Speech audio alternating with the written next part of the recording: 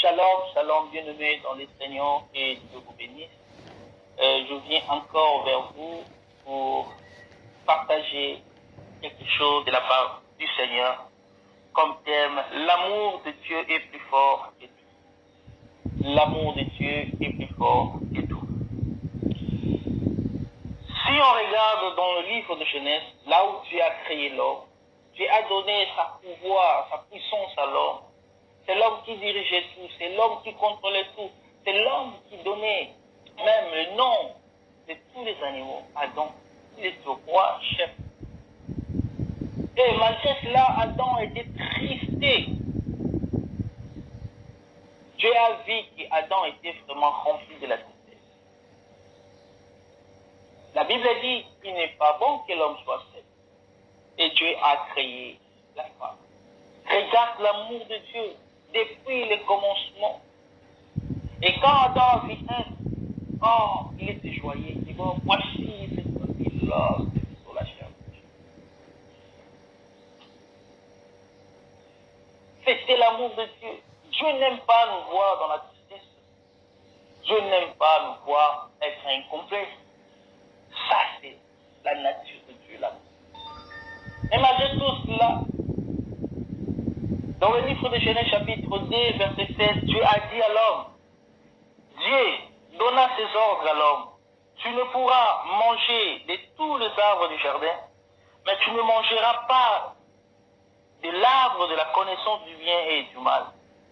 Car le jour où tu en mangeras, tu mourras. Tu mourras. Et l'homme savait cela, mais après Ève était séduite par le serpent et le diable. Ève a mangé le fruit et Ève a fini convaincre son homme Adam et Adam a mangé aussi. Et quand Dieu est venu, il était caché quelque part. Dieu a appelé Adam et Adam dit, Seigneur, nous sommes à côté, on est là ni, et Dieu a dit, qui vous a appris que vous êtes nus? Vous avez mangé le fruit de l'arbre, connaissance du bien et du mal. C'est là que les choses ont commencé. Dieu a puni l'homme, commencé à maudire l'homme et la femme. C'est là que les choses ont commencé. C'est là que l'homme est devenu naturellement pécheur. Tu viens dans le monde comme un bébé, mais tu es déjà pécheur. Et Dieu a voulu faire tout pour que son peuple retourne vers lui, mais c'était compliqué. Nous, les hommes, le peuple, nous étions toujours dans l'idolâtrie, nous étions toujours dans le péché, nous étions toujours dans l'immoralité. Dieu a regretté pourquoi il a créé ça. Et comme il est aussi Dieu en colère, il a détruit les montagnes pendant le temps de Noé, d'Élie, de la pluie. Il a détruit aussi le monde encore deuxième fois dans l'époque d'Abraham, Lot, Sodome et Gomorrhe, dans le feu. Mais Dieu a pris la décision de départ, détruire le monde. Parce qu'il est tellement amour. Malgré nous sommes dans l'idolâtrie, nous voulons créer nos dieux, le petit Dieu, au lieu d'adorer les créateurs. Dieu a dit non, j'ai la compassion à mon Père. Jean 3,16, la Bible dit, car Dieu a tant aimé le monde, il a donné son Fils unique, afin que quiconque croit à lui ne périsse point, mais qui ait la vie éternelle. Dieu ne veut pas que nous puissions aller en enfer. Dieu ne veut pas que nous puissions finir mal. C'est pour cela, malgré nos incrédulités, il a envoyé son Fils unique Jésus pour nous sauver. Si seulement tu acceptes Jésus, tu es sauvé, racheté. Autrefois, nous étions comme le brebis sans berger. Chacun suivait sa propre voie. Mais Jésus est venu pour nous rassembler. Il est venu comme le vrai berger. Pour que le diable ne puisse pas nous dérober, nous détruire. Il nous protège. Un berger est là pour protéger, pour assurer la protection à ses brebis, pour vérifier l'état de santé, pour donner à manger, pour faire tout à ses brebis. C'est Jésus qui joue ce rôle. Voilà pourquoi Jésus Jésus a tout vaincu, Jésus a tout achevé. Il a dit tout est accompli, bien-aimé. Il nous a donné la victoire, il nous a donné la liberté. La liberté dans les condamnations du diable. Et bien aimé, j'aimerais que tu puisses confesser ça. C'est l'amour de Dieu. Ça, c'est l'amour de Dieu, mon frère. Il a dit, venez à moi. Pour tout ce qui est fatigué, chargé, je vous donnerai du repos. Regarde, nous sommes dans les temps de la grâce parce que Jésus a tout acheté. Ce n'est pas le temps de porter tes soucis, ton problème, ta maladie, mais c'est le temps de donner ça à Jésus. Et lui, il te donnera la réponse. Donne à Jésus ta maladie, lui, il te donnera la guérison. Donne à Jésus tes soucis, il te donnera la joie. Donne à Jésus tes problèmes, il te donnera la solution. Parce que sa grâce est disponible. Nous les hommes, souvent, nous parlons pour nos biens avec l'orgueil. J'ai la voiture. Je ça.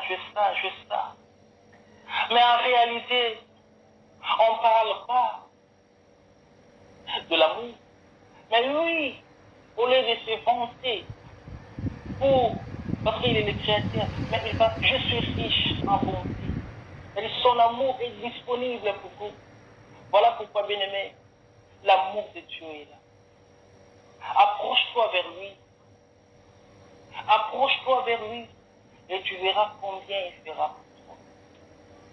Ta maladie, donne à Jésus, il te donnera la guérison. Ton problème, donne à Jésus, il te donnera la solution. Il est amour. Il est amour. Voilà pourquoi, bien-aimé dans le Seigneur, Jésus guérissait les gens dans le jour de sabbat.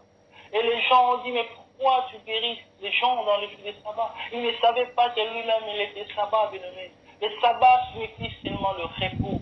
Jésus donne le repos. Jésus donne le repos. Son amour est disponible. Nous sommes dans les temps de grâce, là où on ne peut pas forcer les choses, là où on ne peut pas vivre dans la forcing, mais laisse Dieu agir dans nos vies parce que son amour est là. Il suffit de donner ce qui tient comme des fardeaux à lui.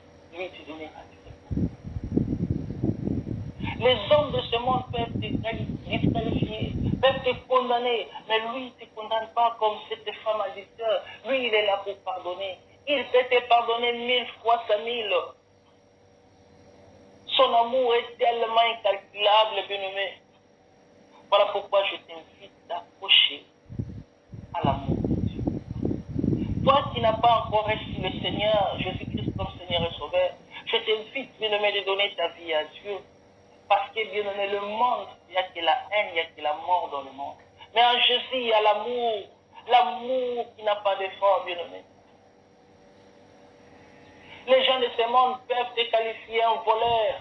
Ils peuvent te qualifier un aventurier. Ils peuvent te qualifier un sorcier. Mais Dieu est capable, quand tu donnes ta sorcellerie à lui aujourd'hui, il te donne la robe blanche et il t'appelle saint.